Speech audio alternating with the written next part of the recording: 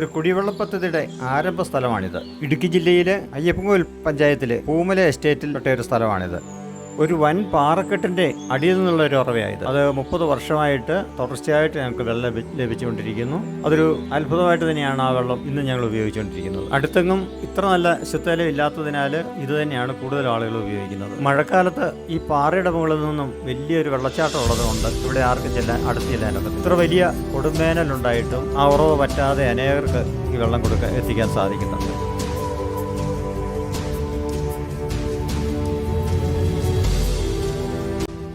ആ തൊട്ടിൽ നിന്ന് വരുന്ന വെള്ളം ഇങ്ങനെ ഒന്ന് ഈ പാത്രത്തിൽ ഞങ്ങൾ ശേഖരിക്കും, ഈ ജാറിനത് ശേഖരിക്കും. ഈ ശേഖരിച്ചിട്ട് ഇവിടെ നിന്നാണ് 1 കിലോമീറ്റർ അകലെയുള്ള ഹോസിൽ കൂടി ഇത് യാത്ര ചെയ്ത് ടാങ്കിലേക്ക് പോകും.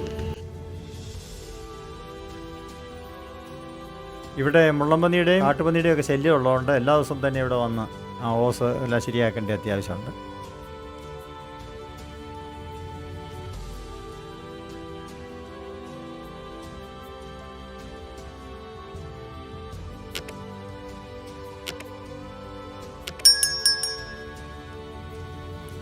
ഒരു കിലോമീറ്റർ പിന്നിട്ട ആ ഹോസിൽ കൂടിയുള്ള വെള്ളം അതൊരു പാത്രത്തിൽ ഫിൽട്ടർ ചെയ്ത് ടാങ്കിൽ ശേഖരിക്കുക.